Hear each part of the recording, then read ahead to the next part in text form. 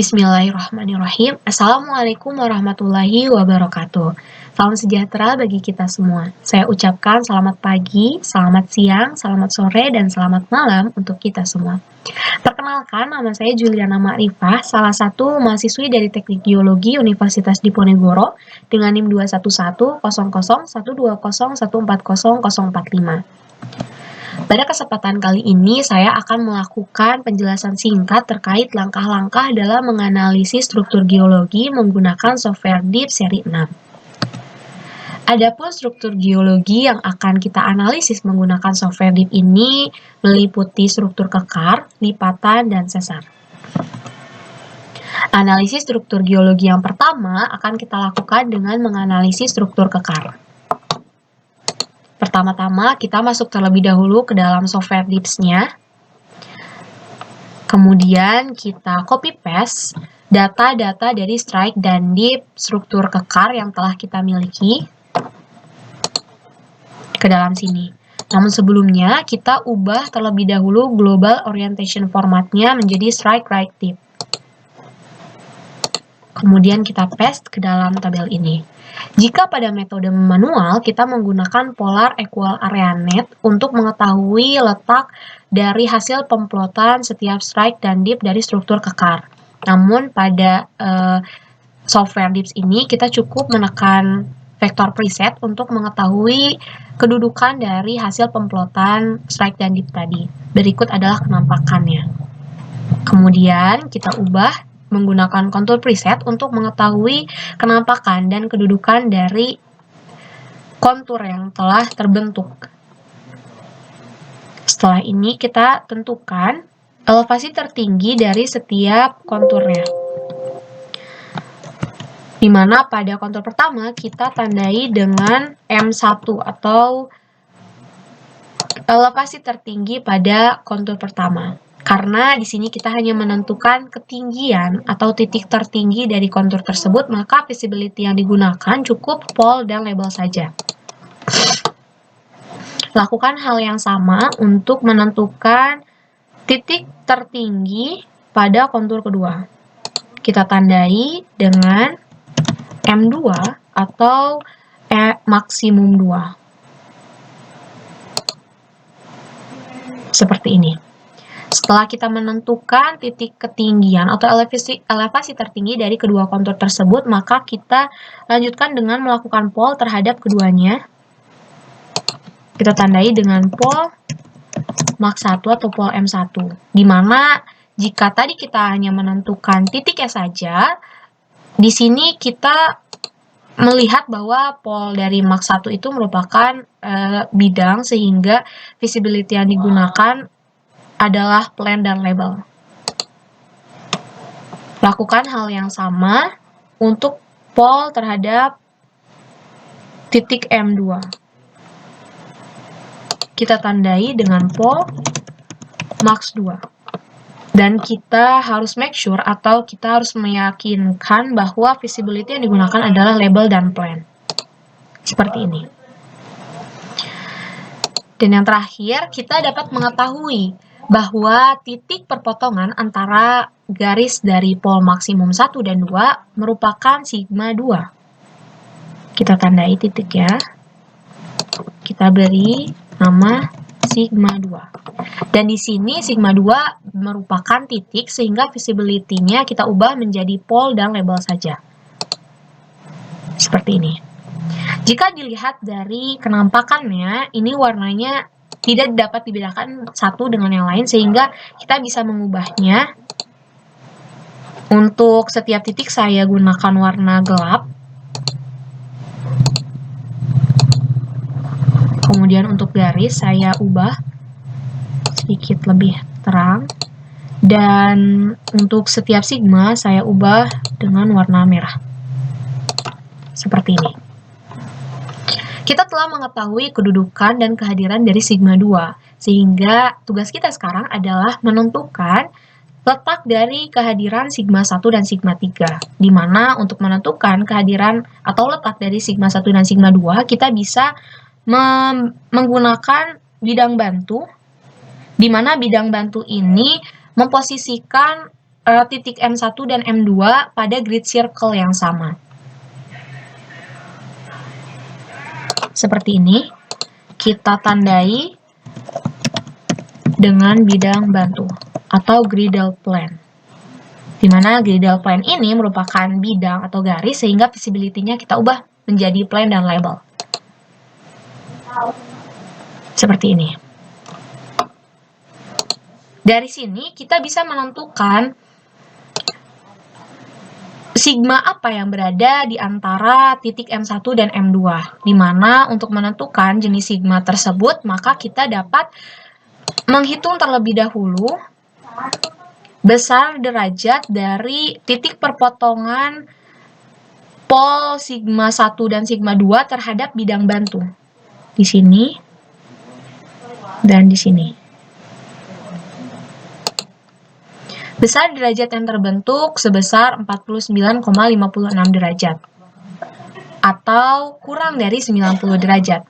Sehingga jika kurang dari 90 derajat, maka jenis sigma yang berada di antara kedua titik elevasi tertinggi ini merupakan sigma 1. Untuk membantu kita dalam menentukan kedudukan dari sigma 1 ini, kita bisa menggunakan bantuan dari pitch grid, di mana pitch grid ini kita posisikan untuk sama dengan posisi bidang bantunya.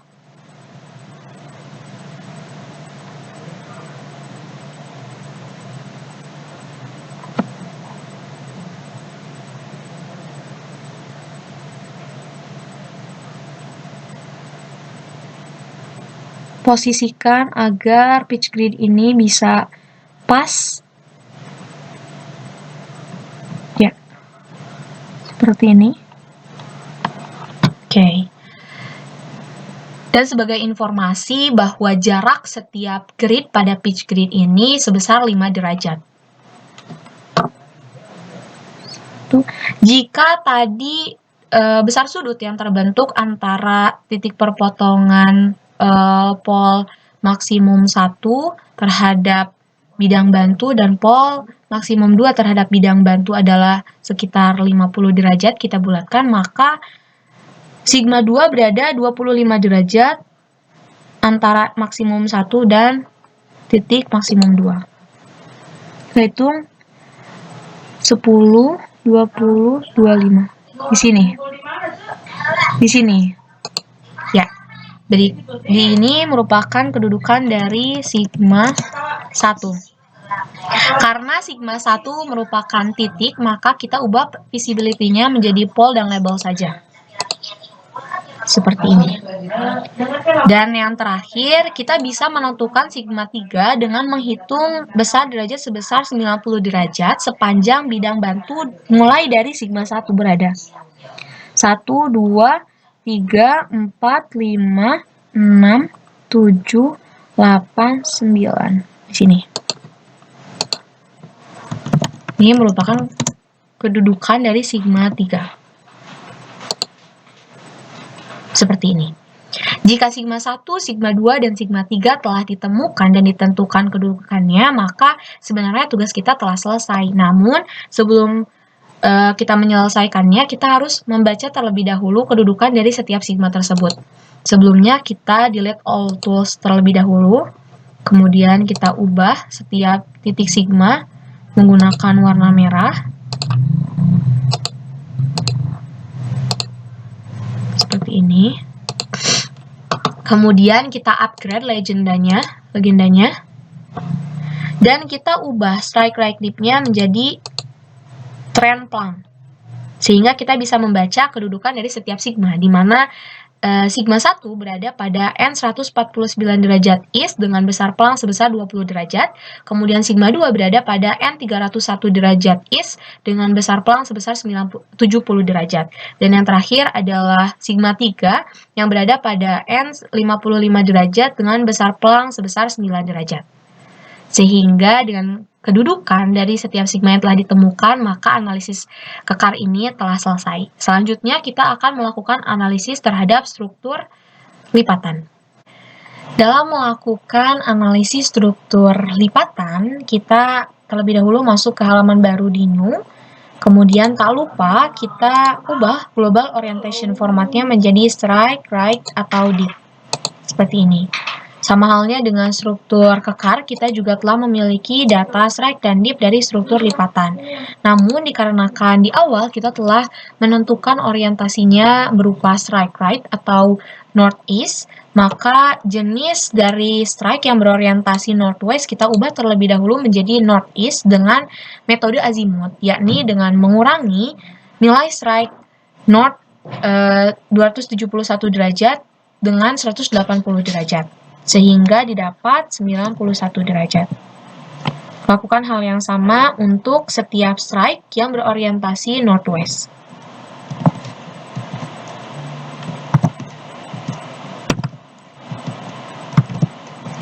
Untuk yang ini, dikarenakan orientasinya sudah sama, maka kita tulis tetap saja.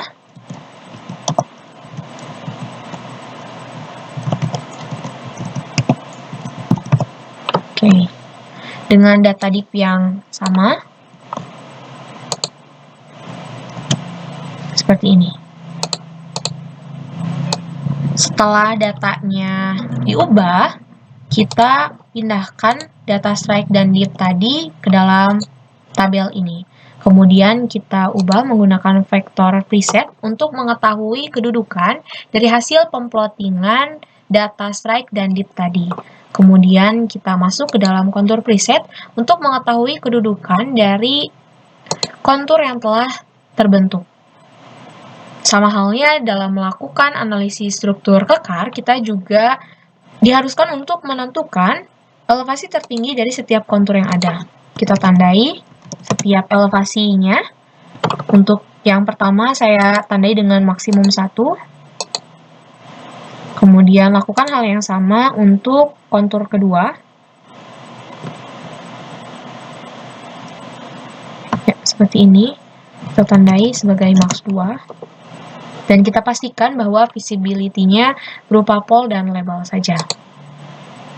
Seperti ini.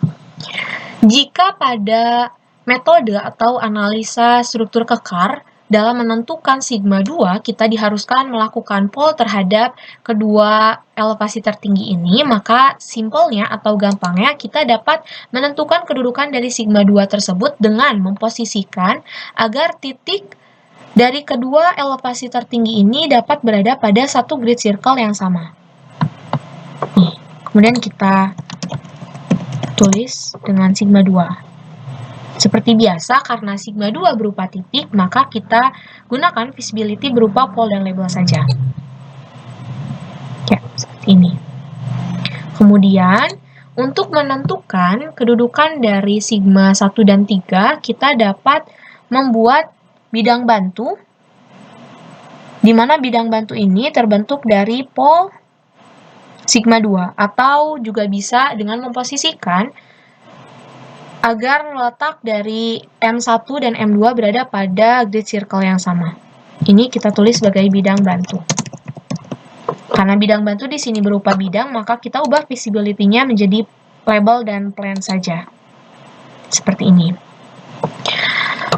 Dari sini, kita dapat menentukan kedudukan dari sigma 1 dan sigma 3, di mana jika pada analisis kekar, kita mengetahui kedudukan dari atau jenis sigma yang berada di antara titik elevasi tertinggi atau M1 dan M2 itu apa dengan melakukan perhitungan terlebih dahulu menggunakan measure angles terhadap titik perpotongan antara pol maksimum 1 dan pol maksimum 2 terhadap bidang bantunya. Namun karena di sini kita tidak menggunakan pol, maka kita hitung terlebih dahulu jarak atau besar sudut yang dibentuk antara M1 dan M2. Kemudian kita bacanya yang bawah, yakni 73,33. Atau kurang dari 90 derajat, sehingga jenis sigma yang berada di antara M1 dan M2 adalah sigma 1. Untuk menentukan kedudukan dari sigma 1, kita bisa menggunakan batuan dari pitch grid. Yang mana pitch grid ini kita posisikan sama dengan bidang bantunya. Ya, di di sini. Kita telah mengetahui sebelumnya bahwa sigma yang berada di tengah-tengah antara M1 dan M2 adalah sigma 1. Maka kita tentukan pertengahannya.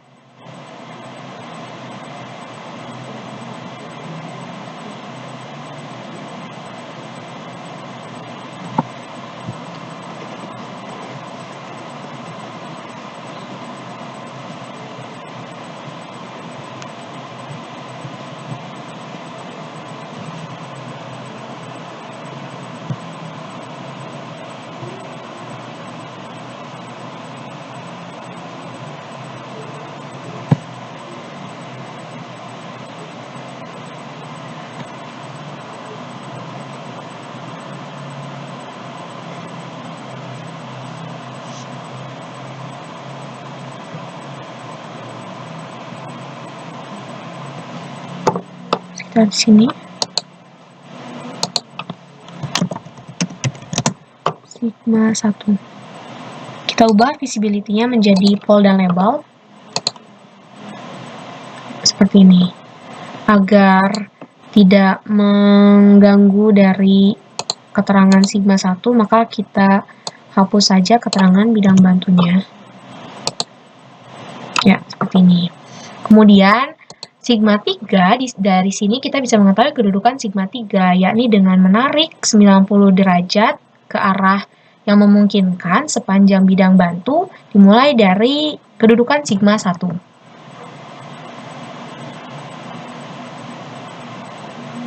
Tiga.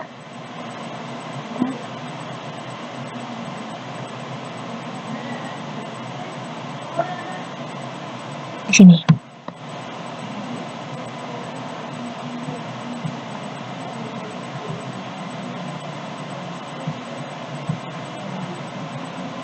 Sini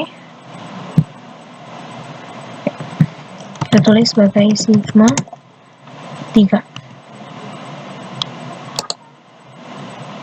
Ya. Dari sini kita telah menyelesaikan tugas kita dalam menentukan kedudukan sigma 1, sigma 2, dan sigma 3 pada struktur lipatan. Namun sebelumnya, untuk membaca kedudukan dari ketiga sigma tersebut, kita delete all tools terlebih dahulu. Kemudian kita upgrade legenda. Dan kita ubah strike right tip-nya menjadi trend and plank. Kemudian kita bisa membaca kedudukan dari setiap sigmanya, di mana sigma 1 ternyata berada pada N72 derajat east sebesar 63 derajat. Kemudian sigma 2 berada pada N254 derajat east dengan plank sebesar 26 derajat. Dan yang terakhir adalah sigma 3 yang berada pada N163 derajat dengan besar plank sebesar 2 derajat. Dengan begitu, maka analisis struktur lipatan telah selesai. Analisis selanjutnya yang akan kita lakukan adalah menganalisis struktur sesar, di mana pada struktur sesar yang pertama itu terdapat struktur penyerta berupa gauge fracture. Berikut adalah datanya. Jadi pada bidang sesar ini kita akan melakukan 3 analisis. Yang pertama dengan struktur penyerta berupa gauge fracture, kemudian garis-garis atau striasi, dan yang terakhir direct fault. Oke, kita akan melakukan pemplotan terlebih dahulu. Namun sebelumnya kita ubah seperti biasa global orientation formatnya menjadi strike right tip. Seperti ini. Kemudian kita langsung masuk ke contour preset. Seperti ini. Kemudian kita lakukan pemplotan atau penggambaran bidang sesar, di mana bidang sesar ini memiliki dip sebesar 43 dan arahnya N145 derajat. Oke, kita tulis titik, simpan titik sembarang saja. Ini sebagai bidang sesar dengan strike-nya sebesar 145 dan dip-nya sebesar 43. Bidang sesar di sini merupakan bidang atau garis, sehingga visibility yang digunakan adalah plan dan label saja. Seperti ini. Kemudian selain sesar, kita juga tadi telah memiliki bahwa struktur penyertanya adalah gas factor dengan yang berada pada N35 derajat is dan nip-nya sebesar 41 derajat. Kita simpan titik sembarang, kita tulis gas factor ya 35 dan 41. Seperti ini. Ya. Seperti biasa, titik perpotongan antara bidang sesar dan gas factor merupakan sigma 2. Karena sigma 2 di sini merupakan titik, maka visibility yang digunakan adalah pol. Seperti ini.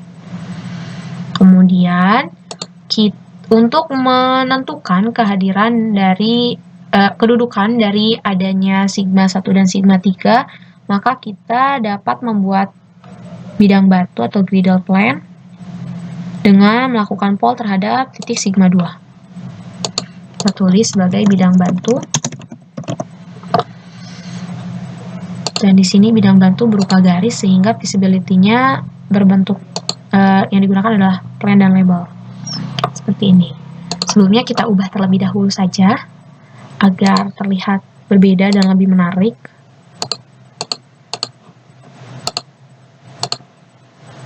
Kita ubah. Dan untuk ini kita ubah. Seperti ini. Seperti ini. Dari sini kita bisa menentukan bahwa sigma 1 itu merupakan titik perpotongan antara gas factor dan bidang bantu. Berarti kedudukan dari sigma 1 berada di sini. Karena sigma 1 merupakan titik, maka visibility yang digunakan adalah pol dan label. Seperti ini. Dan yang terakhir, kita akan menentukan kedudukan dari sigma 3. Dalam menentukan kedudukan dari sigma 3, kita bisa menggunakan bantuan dari pitch grid.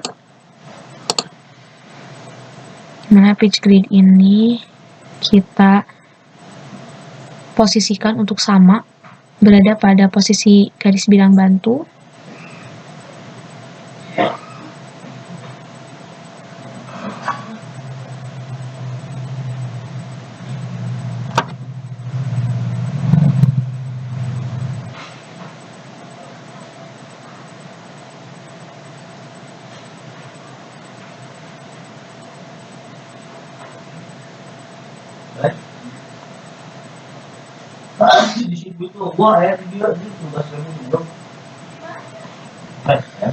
Di sini. Dan sigma 3 berada sebesar atau berjarak sebesar 90 derajat sepanjang bidang bantu dari sigma 1 berada. Kita hitung sebesar 90 derajat. 1, 2, 3, 4, 5, 6, 7, 8, 9. Sini. Sigma 3.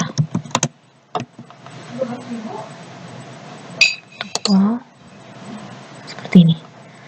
Sehingga dengan begini maka kita telah menentukan dan menemukan kehadiran dari ketiga sigma.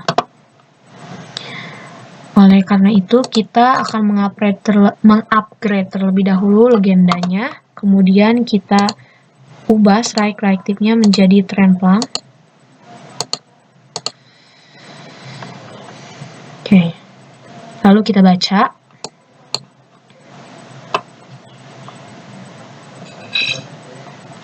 Di sini terlihat bahwa sigma 1 berada pada N73 derajat is dengan plank sebesar 28 derajat, kemudian sigma 2 berada pada N178 derajat is dengan besar plank sebesar 27 derajat, dan yang terakhir adalah sigma 3 yang berada pada N306 derajat is dengan plank sebesar 50 derajat. Dengan begitu, analisis struktur sesar di mana struktur penyertanya berupa gas factor telah selesai. kita lanjutkan dengan melakukan analisis bidang sesar dengan struktur penyerta berupa seriasi atau garis-garis. Oke, seperti biasa, kita masuk terlebih dahulu ke software DIPS-nya, kemudian kita ubah global orientation formatnya menjadi strike right tip, kemudian kita langsung masuk ke contour preset untuk melakukan pemplotan dari data yang ada, di mana bidang sesarnya memiliki strike N227 dengan dip-nya 44. Kita masuk ke sini, kita klik bebas, strike-nya 227 dengan dip-nya 44 derajat. Tulis bidang sesar. Karena bidang sesar merupakan bidang, maka kita ubah visibility-nya dengan plain dan label saja. Kemudian kita plot juga garis-garisnya, di mana garis-garis ini memiliki tren N246 derajat is. Garis-garis karena berupa garis, maka kita gunakan trend line. Kita klik saja 246. Oke. Seperti ini. Kemudian untuk menentukan kedudukan dari sigma 2, kita gunakan bidang bantu dari titik perpotongan bidang sesar dan seriasinya. Kita beri tanda bidang bantu atau griddle point. Ya. Seperti ini. Kemudian dari sini kita bisa mengetahui letak atau posisi dari sigma 2 tersebut, di mana sigma 2 berada pada titik perpotongan antara bidang sesar dan bidang bantunya. Nih, tulis sebagai sigma 2. Di sini sigma 2 merupakan titik, sehingga visibility-nya kita ubah menjadi pole dan label saja. Dari sigma 2 ini, kita bisa menentukan kedudukan atas kehadiran dari sigma 1 dan sigma 3, di mana kita bisa menentukannya dengan melakukan pole terhadap titik sigma 2. Ini disebut sebagai bidang bantu atau griddle plane 2. Dan kita ubah visibility-nya menjadi plain dan label. Seperti ini. Kemudian, kita gunakan pitch grid untuk dapat membantu menghitung dari letak kedua sigma tersebut. Seperti ini. Kemudian, untuk sigma 1, itu kita tarik sebesar 30 derajat dari titik perpotongan antara bidang sesar dan bidang bantu menuju pusat sebesar 30 derajat. Tapi di sini kita hitungnya ke bawah. 10, 20, 30. Di sini. Kita tulis sebagai sigma 1. Seperti biasa, sigma adalah titik, sehingga visibility-nya kita gunakan pole dan label saja. Dan untuk sigma 3, itu berada 90 derajat sepanjang bidang bantu 2, dimulai dari sigma 1. 10, 20,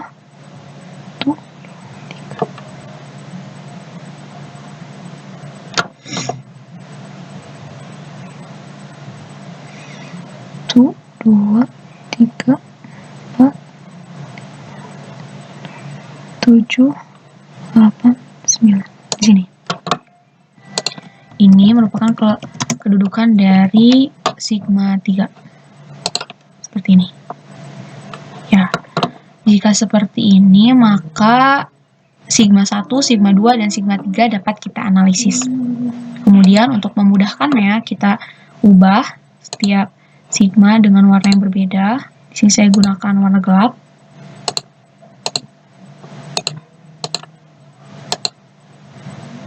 Seperti ini. Kemudian untuk bidang bantunya saya gunakan warna hijau saja. Dan bidang sesarnya saya gunakan warna merah. Seperti ini. Oke. Untuk itu kita delete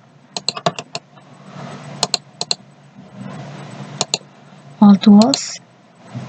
Tapi karena tadi stereasinya ikut terbuang, sehingga kita buat lagi saja. Ini 246. Seperti ini.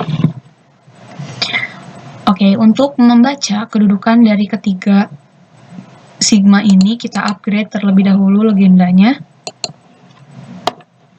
Seperti ini, kemudian kita ubah strike right tipnya menjadi trend plank. Kemudian kita baca kedudukan dari setiap sigma, di mana sigma pertama kita mendapatkan bahwa sigma 3 berada pada N 219 derajat is dengan plank sebesar 39 derajat. Kemudian sigma 2 berada pada N 351 derajat is dengan plank sebesar 39 derajat. Dan yang terakhir adalah sigma 3 berada pada N 105 derajat is dengan plank sebesar 24 derajat. Oke. Selanjutnya kita akan melakukan analisis struktur atau bidang sesar dengan struktur penyertanya berupa direct fault. Dalam melakukan analisis bidang sesar dengan struktur penyerta berupa direct fault, seperti biasa kita masuk ke halaman baru. Tak lupa kita ubah terlebih dahulu global orientation formatnya menjadi strike right tip seperti ini. Kemudian kita langsung masuk ke contour preset untuk melakukan plotting dari data-data yang kita miliki. Pertama, kita plot terlebih dahulu bidang sesarnya, di mana bidang sesar ini memiliki strike 235 derajat dan dip sebesar 43 derajat. Oke, kita masuk, kita klik bebas. Strike-nya 235 ya.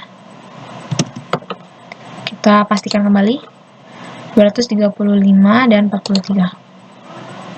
Ini merupakan bidang sesar seperti ini.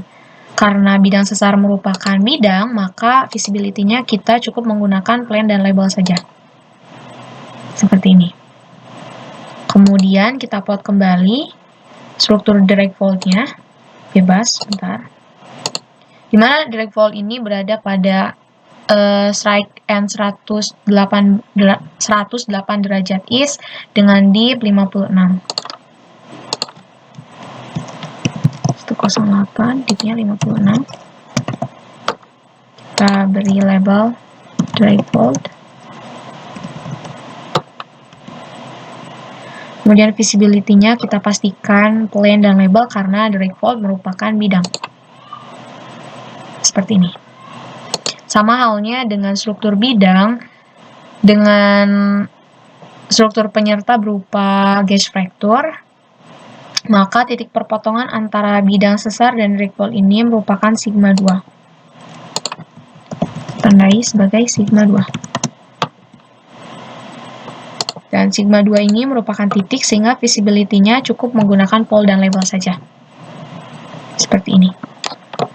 Setelah ini, kita bisa menentukan kedudukan atas sigma 1 dan sigma 3 dengan melakukan pole terlebih dahulu atas sigma 2 yang telah ada.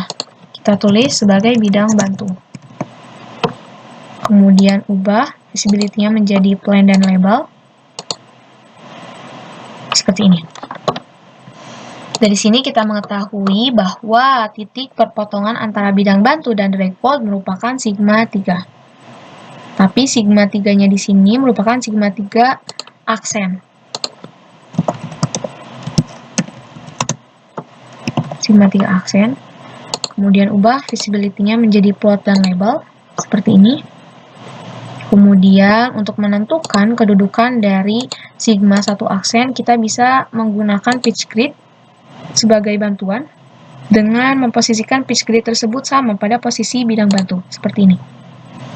Kemudian sigma 1 aksen berada pada 90 derajat sepanjang bidang bantu dimulai dari sigma 3 berada 10, 20, 30, 40, 50, 60, 70, 80, 90 di sini.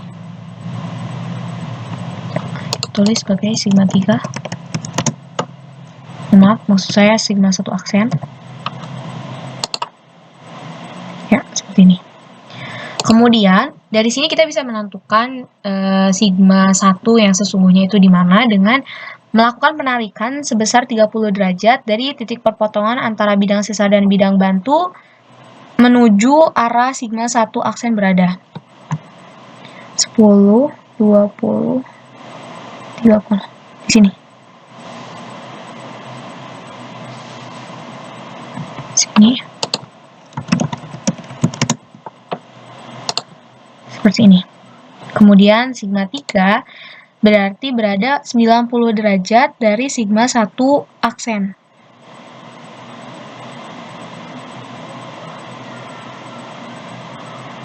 Enam puluh, 70, 80, 90 di sini.